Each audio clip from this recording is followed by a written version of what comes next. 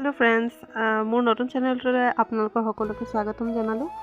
আজি प्रथम पर्कर रेसिपि एटा লৈ আহিছো আপোনালোকৰ ওচৰলৈ। প্ৰথমতে पर्कখিনি বইল কৰি ললো, তাৰ পিছত কেৰাহীত তেল দিলো, তেজপাত আৰু শুকান জলকীয়া তেলখিনি গৰম হোৱাৰ লগে লগে দি দিলো। তাতে আদা, ৰসুন, পিয়াজ যিখিনি মাংস বনাবৰ কাৰণে প্ৰয়োজনীয় সকলোখিনি দিলো। সেইখিনি পিয়াজখিনি অলপ ভাজি কোমল হোৱালৈকে ভাজিলো। তাৰ লগতে বিলাহী দি দিলো।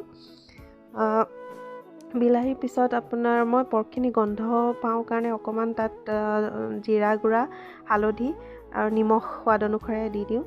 আৰু আপোনালোকে অপচনেল হয়, জিৰাটো দিব পাৰে নিদিবও পাৰে। কেতিয়াবা অকল আদা ৰচুন দিও বনাও বুলি ক'লেও বনাব পাৰে, সৰহকৈ দিব অকমান। তাৰপিছত বইল पर्कখিনি তাৰ ওপৰত ঢালি দিলোঁ।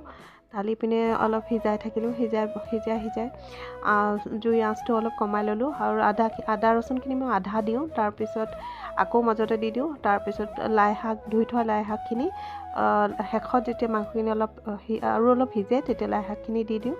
লাই শাকখিনি সিজাৰ অলপ কোমল হোৱাৰ পিছত ঢাকি থৈ দিওঁ অলপ দেৰি। ঢাকি পিনে তাৰপিছত সেই আৰু হৈয়ে গ'ল আৰু पर्কৰ ৰেচিপিটো। ইয়াৰ ফুল ভিডিঅ'টো মোৰ চেনেলত আপোনালোকে দেখিবলৈ পাব। আৰু গতিকে লাইক কৰিব আৰু কমেণ্ট কৰিব পাৰিলে আৰু ছাবস্ক্ৰাইব কৰিব। Thank you so' much. Bye by.